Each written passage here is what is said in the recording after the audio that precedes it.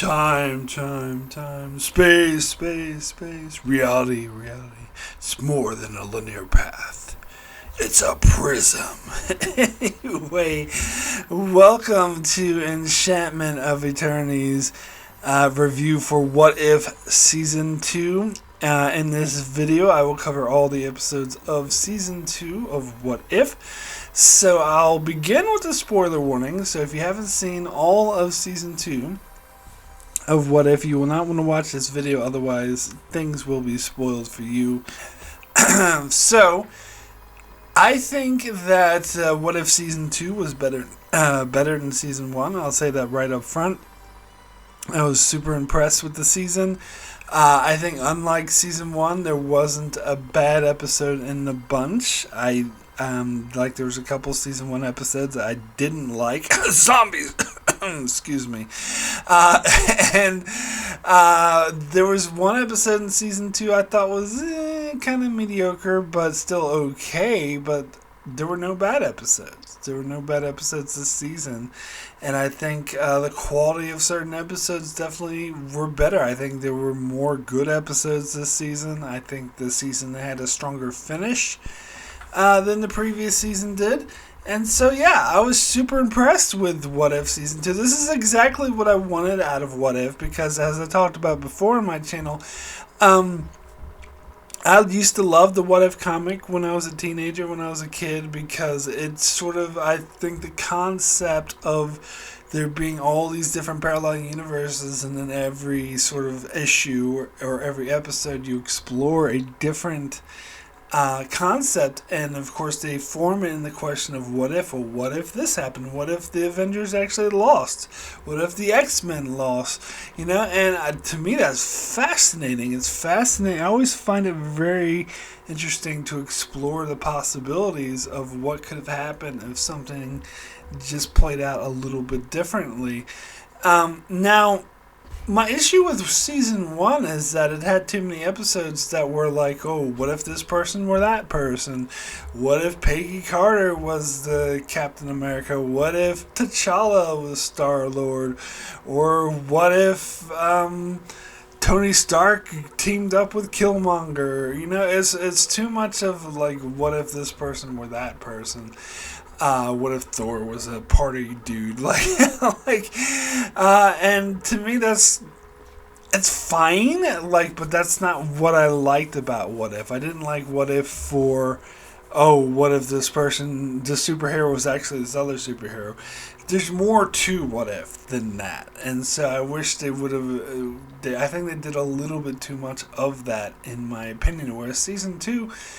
They didn't really. I mean, they did stuff like what if Nebula joined Nova Corps, but it wasn't exactly the same as, what if T'Challa was Star-Lord. They went too much, more interesting, asked more fascinating questions, in my opinion, such as, what if Iron Man ended up on whatever that planet was called with the Grandmaster, and what if Peter Quill was actually turned over to Ego by Yondu, and what and he attacked Earth. This spirals into very interesting scenarios, and I love how Season 2 brought back Peggy Carter and had her in several episodes, and so I'm starting to really love Captain Carter, and I like that the What If is kind of making her like the main character of the What If universe. Not so much that she has to be in every single episode, and she's always the focus of everything, but that she's more reoccurring. I kind of like that, and I like we still have standalone episodes without her as well. And they introduced a new standalone character, Kahori, who's a great character. A lot of people have taken a liking to her. I have. I would love to see her in our main universe in live action, if that would ever happen, or maybe she could come from a different universe. But would love to see her in live action. Very interesting character, and I think she's played out very, very well. So let me just go ahead and jump into the episodes of season 2. So we'll start with episode 1, What If Nebula Joined Nova Corps. This one was okay. This wasn't one of my favorites. I didn't love this episode, but I didn't dislike it either. It was your typical noir, detective noir genre, which I'm not a huge fan of this genre, to be frank, but I don't totally hate it. I think the storyline was interesting enough. Like, I didn't see the twist coming that the Nova Corps leader, whoever, Glenn Close played in the first Guardians movie, I didn't see it coming that she was, the bad guy and responsible for everything. And it was also an interesting concept that Ronan was they didn't have the Guardians of the Galaxy to protect them, so Ronan was going to destroy the world, and the only way they could protect it was with this shield. But the shield, or that they put over the force field they put over the entire world, caused all these negative effects, and people were going stir crazy.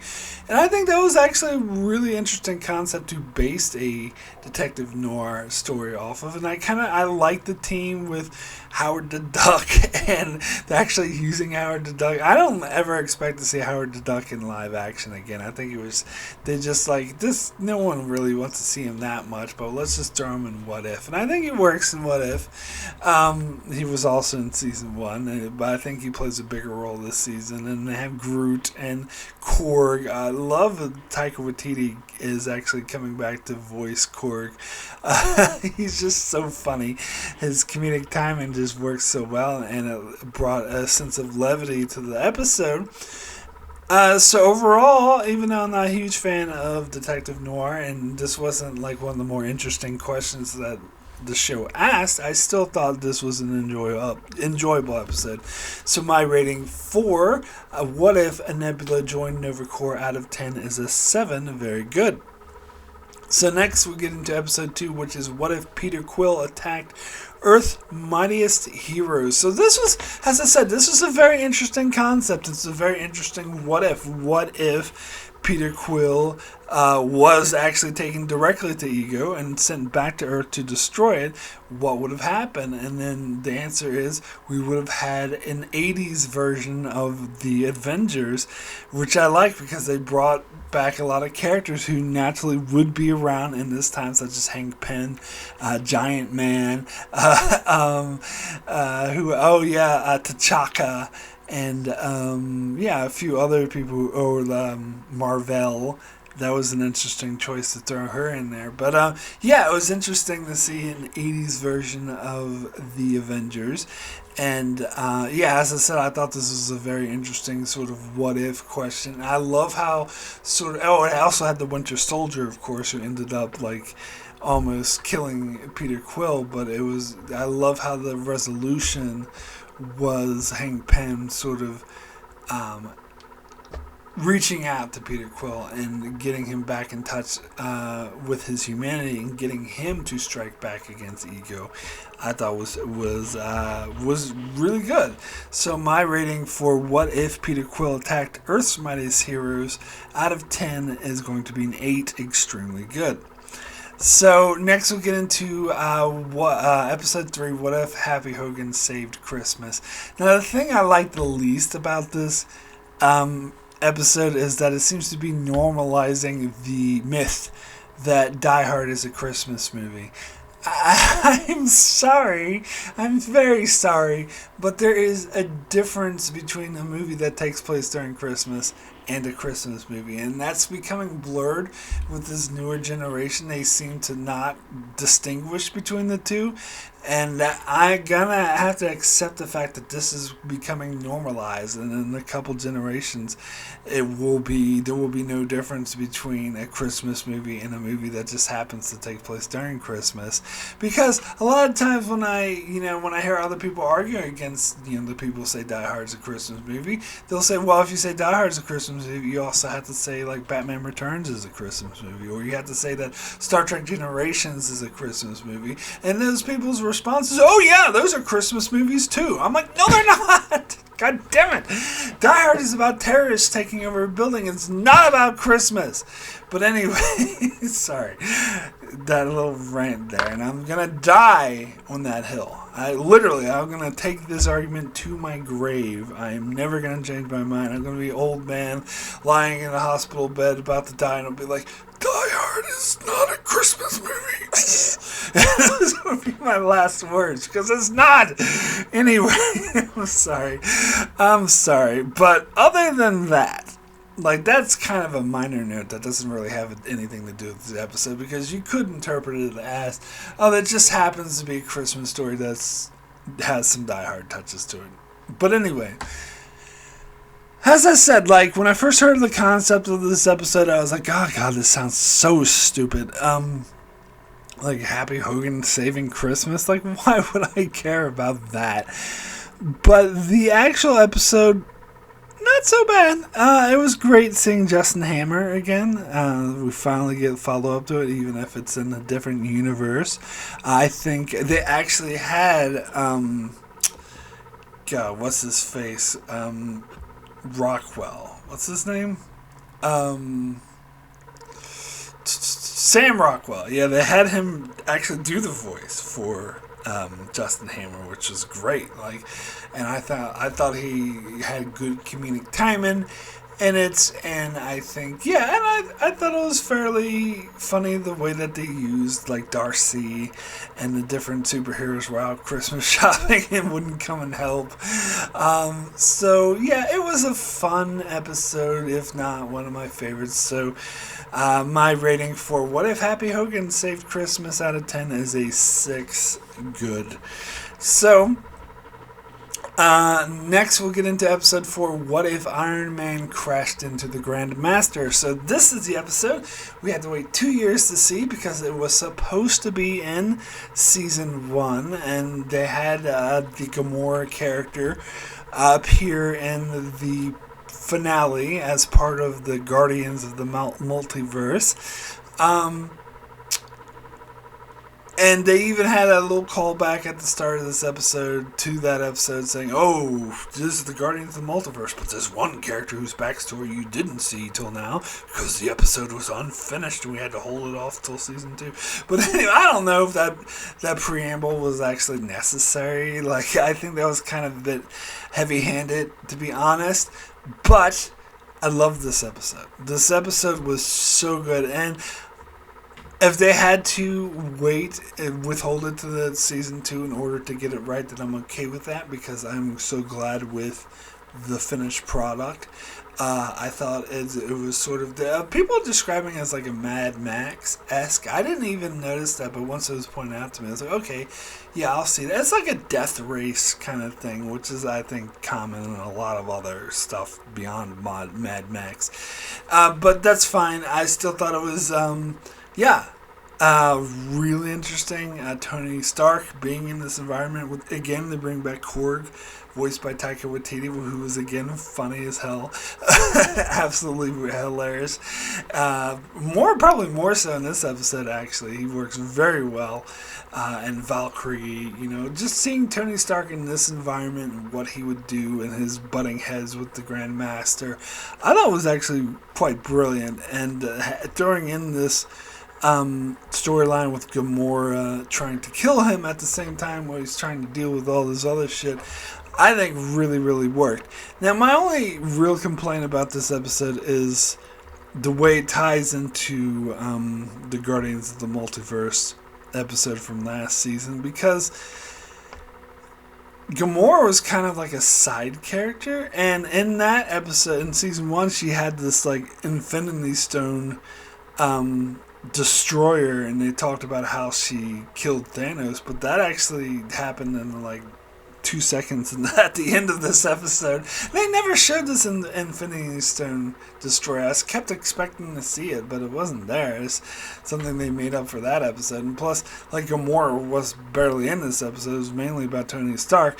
So that was kind of a letdown, that because she was the one in the Guardians of the Multiverse and she barely even appeared in this episode. But whatever.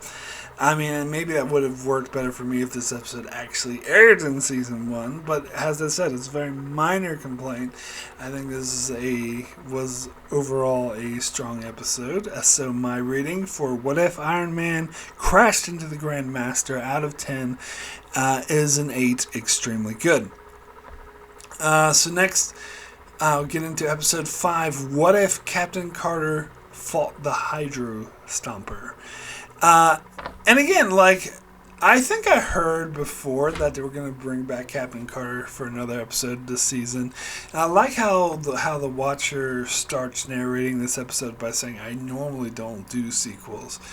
Because, and it did seem like they were left sort of a cliffhanger in season 1 with Captain Carter as well, of her encountering the Hydro Stomper with Steve Rogers inside. But it was really interesting because in, season 1 episode, they sort of were beginning that storyline like the same way the Captain America the Winter Soldier start, but instead with Captain Carter and having her have this banter back with Black Widow, which I kind of like better, actually, than the relationship between these two, kind of like better than the relationship between Steve Rogers and Black Widow. And so they pretty much do the Winter Soldier storyline, but with Steve Rogers being the Winter Soldier and the Hydro Stomper instead of Bucky Barnes. And it's interesting that Bucky Barnes appears as the sort of older head of S.H.I.E.L.D., which is the role that Peggy Carter took in the actual MCU. So it's interesting they flipped those. And they sort of changed these three characters around, rotated them slightly, where that Peggy Carter is Captain America, Steve Rogers is the Winter Soldier, and Bucky Barnes is head of S.H.I.E.L.D., what Peggy Carter was. So that was very interesting. Although she wasn't the head of S.H.I.E.L.D., to be clear, I know this in Winter Soldier, that it was that what's his Robert Redford, whatever he played, but she was before him, she was retired at this point, and sort of did she pass away in that movie, or was it a different movie? I don't remember. Anyway, that's neither here nor there. I think this was a good episode, and they ended up actually tying it into, instead of having the reveal, I suppose that S.H.I.E.L.D. was not Hydra in this universe. I guess because Bucky Barnes was there instead of Robert Redford, that never happened, or they got rid of it earlier. I don't know. I could be wrong. Maybe they just haven't revealed it yet. But I tend to believe that that's not the case in this universe. But instead they pivoted to the Black Widow storyline, where they were actually where Russia was actually trying to get super soldiers, or using the Black Widow program. And they were kind of having, I don't know, it was kind of a mix between the two, because it seems like they were using the Black Widow program to brainwash Steve Rogers rather than the super soldier thing. So I guess that never happened in this timeline. But anyway, but it was really interesting. I like how they tied it into Natasha's fake mother and her being the villain of this, and they destroying that flying space station or whatever that was in the Black Widow movie. And as I said, the strength of this episode was definitely the chemistry Captain Carter had with Black Widow, which I think really worked. And I thought this was a very fascinating episode that really held my attention. So my rating for What If Captain Carter Fought the Hydro Stomper out of 10 is actually going to be a 9. Excellent. Really like this one.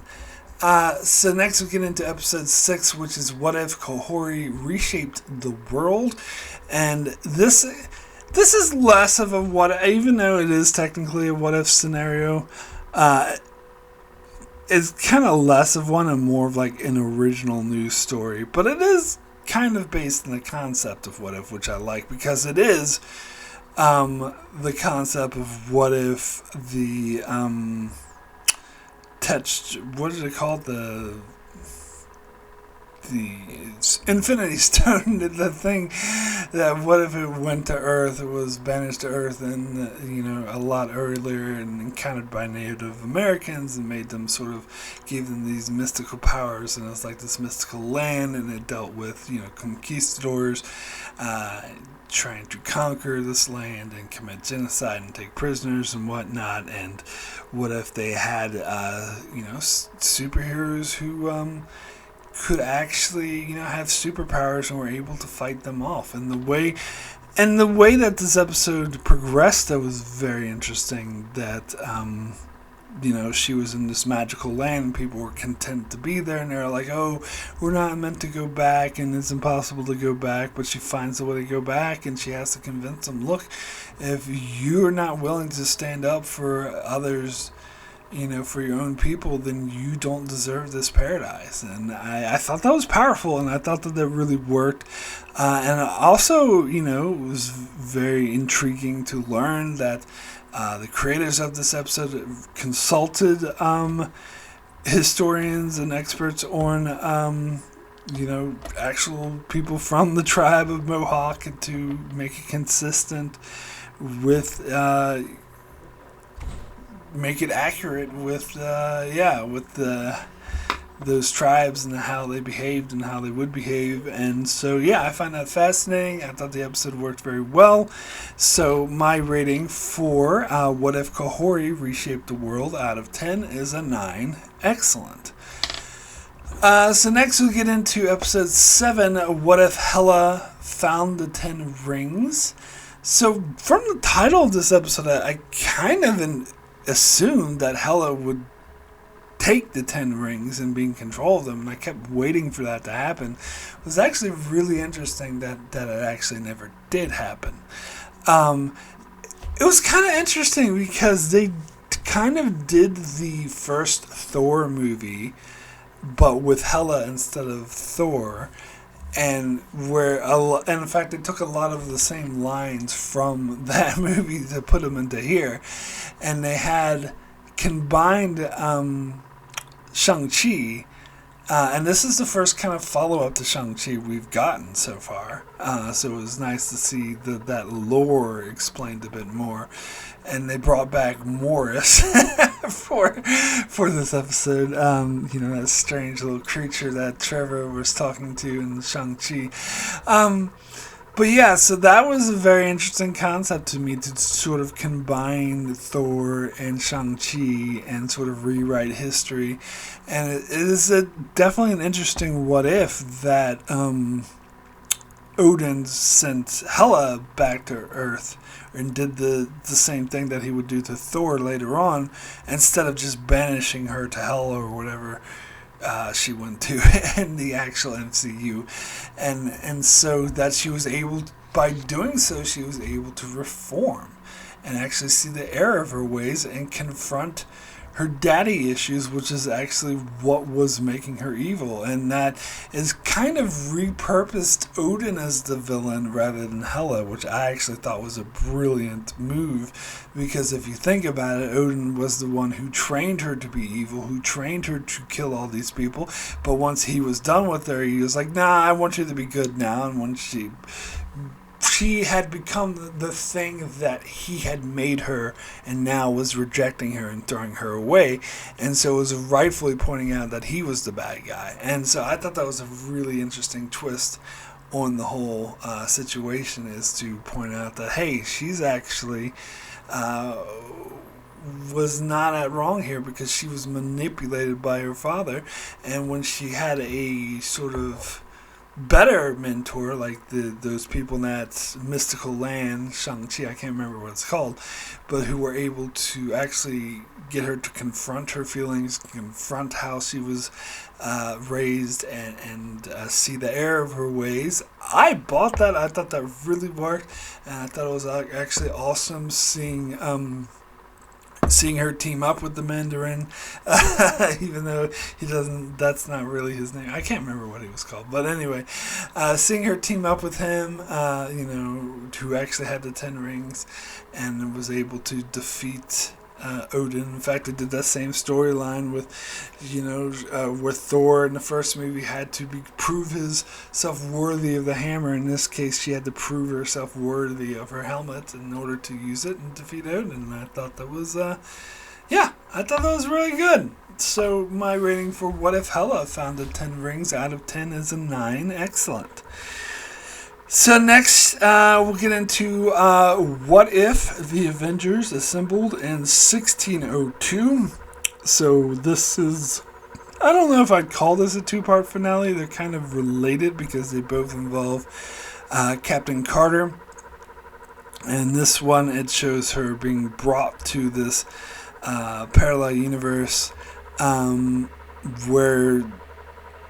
Well, we find out at the end of the episode when Steve Rogers, where Captain America was fighting Thanos, that he accidentally hit the time stone and kind of fucked up all the time and sort of created this rift where time didn't happen the way it was supposed to. And so I was a bit confused on this point. It's because at first I thought that for the entirety of the episode as I was watching it, I thought that they were in Asgard. That... I might have had a subtitle that said London 1602. Maybe I just missed that. But because that Thor was the king, and Hela was the queen at first, but then he took over as king, and Loki was there, and they seemed to be the royal family. I'm like, there must be an Asgard, but apparently not. Apparently it was.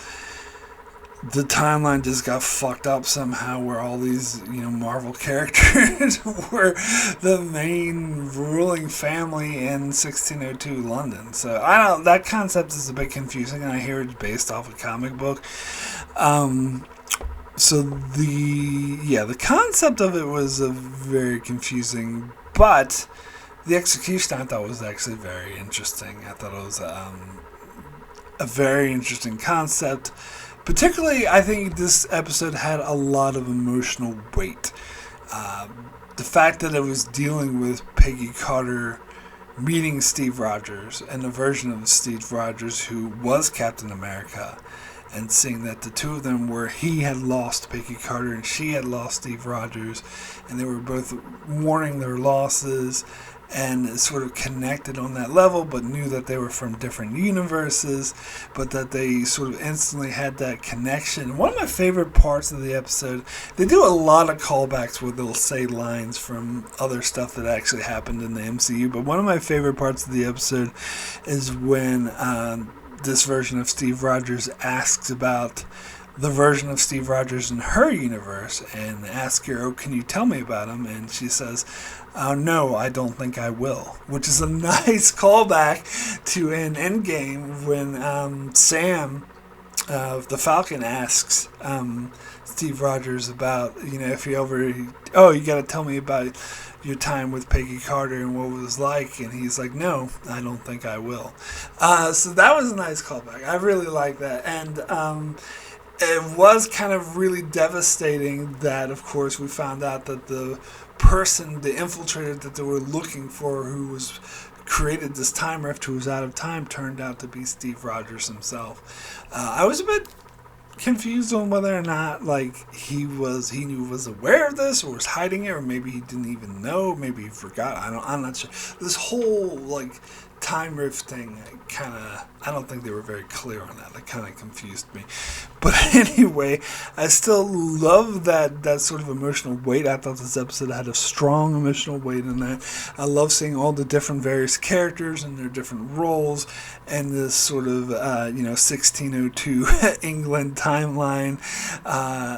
It was interesting seeing Loki he didn't seem to have powers in this universe. He just seemed to be really just a putz or whatever.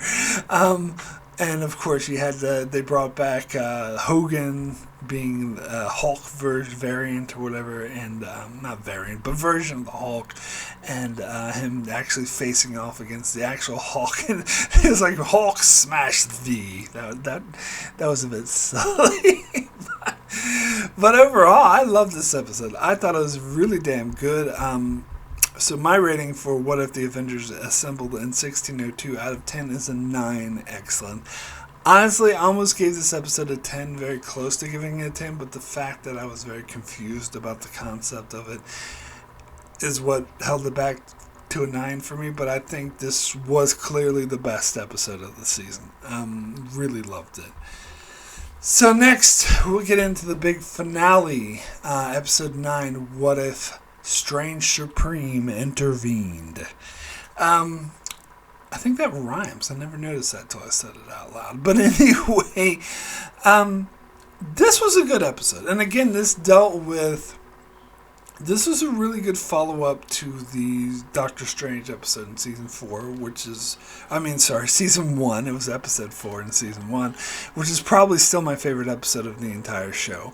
And it was a good follow-up to it because it went down that same path of Doctor Strange being driven mad by his desire to bring the love of his life back.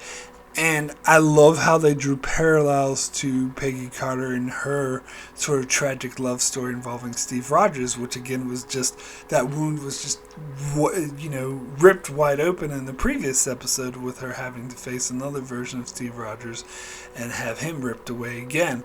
And so Doctor Strange sort of comparing that and thinking that she would see things from his perspective because of that. Now, some people could argue that this episode contradicts the Guardians of the Multiverse episode. Was it What If the Watcher Intervened? Or broke his oath. That's what this one's intervened. That season 1 was What If the Watcher broke his oath. So some people might say it contradicts that because Strange Supreme was actually portrayed as kind of a good guy in that episode where he was, trying to save the multiverse and working with the Watcher, and seemed like he had been reformed. But I actually think this episode's more consistent with his original portrayal in episode 4 of season 1 because he was not a good guy. He was sort of consumed all these evil spirits and made them a part of him, so he had this sort of evil aspect of him. And you kind of get the idea from this episode that he was just doing that stuff in the Guardians of the Multiverse in order to get these powerful beings so he could feed to his machine to save his universe, so he had ulterior motives. And I think that actually makes it make more sense. If anything, I think he was out of character in the Guardians of the Multiverse thing. I think this is sort of more in character of him, where he's completely consumed by the fact that Christine died and he wants to bring her back, and he wants to bring back his universe. But, one could have the perspective that, he learned his lesson when his entire universe was destroyed, and that's certainly how they were playing it in the season 1 finale. But here, I think it actually makes sense that, no, he still has that evil in him. He consumed all these evil, multi-dimensional beings. They're still in him. They're still controlling him. In fact, that's what became the main point of this episode, is that his demons, he had literal demons, inner demons that he was fighting, and that Peggy Carter sort of had to get him to confront his inner demons, and finally he did defeat his inner demons when he sacrificed himself to save his universe. So he took all of his strange demons and things that he consumed and used that to operate his machine, because he even said, and I liked how they showed this on the previous one in this episode, that he even said, don't punish the universe, don't punish Christine, punish me instead. And here, he finally makes those words true. He's finally is able to sacrifice himself for him to be punished, for him to be obliterated in order to save Christine and in order to save his universe. So, in other words, they found out that the universe is saved, thanks again to the Powerpuff Girl. The universe is saved because he was, in this version, he was never in it. And so it was never destroyed. And so that was very powerful. And again, I loved how they tied it in to Peggy's storyline. I love how they used Kahori again. They brought her back. Because it's funny when you first seen Strange Supreme confront her at the end of her episode, you think, he's recruiting her for a mission, kind of like what the Watcher did with the multiverse. But no, he was actually going to capture her and feed her to this machine. and she escaped, and that's what sort of prompted him to enlist the help of Peggy Carter. Now, the one thing I kind of didn't like about this episode is I thought it was cool that they gave Peggy Carter these superpowers and she had all the Infinity Stones, so she was all powerful. But I sort of zone out and get kind of bored. And this is also my problem with Infinity War and a few other, even I think the finale of Season 1 of What If and a few other MCU projects. I find it kind of boring when the hero and the villain that are fighting each other are too superpowered. It's kind of unrelatable. It's like, oh, they're punching each other. What do I care? Because they all have these, they're like the most powerful godlike being in the world. And so when they shoot beams at each other, they punch each other. Like, what does that even mean? Like, how can they even hurt each other? If they do hurt each other, how much does it hurt? Like, how much does it affect? I don't know. This is how my brain works. And whenever I see these two people who are ridiculously superpowered and have way more power than they should, I find it boring and it doesn't interest me. And I did get that a bit in this episode when Strange Supreme was fighting Peggy Carter with all the Infinity Stones. I was like, yeah, I mean, they're so powerful. Like, what does this even mean? But then again, like, I think that was overridden by the fact that they brought it back to the basic emotional core of the episode of Peggy Carter actually being able to relate for her sorrows, but realizing that Strange isn't doing the right thing, and of course of Strange fighting his own inner demons and having to conquer them in order to put things right. So that's what sort of fixed the episode for me and sort of overrode that, but we still have like 5 or so minutes worth of just people with ridiculous amount of powers fighting each other, which is not something interesting to me. But anyway, so that's why I can't give this a 10 because of that, because that aspect of it kind of is a drawback for me. But my rating for What If Strange Supreme intervened out of 10 is a 9. Excellent. So, my rating for What If Season 2 as a whole is a 9. Excellent. I keep saying a 9. Excellent. I think the last 5 episodes I gave a 9 to, so that shows you how much I love this season. It's still not quite there as a 10. Like, there was no episode that got a 10, so don't think I could give the show overall a 10. But it was a very, very strong season. Definitely stronger than Season 1. I think I gave Season 1 a 9 recently. I think I might have to retroactively change that to an 8, because this is definitely a step up from Season 1. Because, as I said, it didn't have any bad episodes, unlike Season 1, which had 2 bad episodes, the zombie one and the party Thor.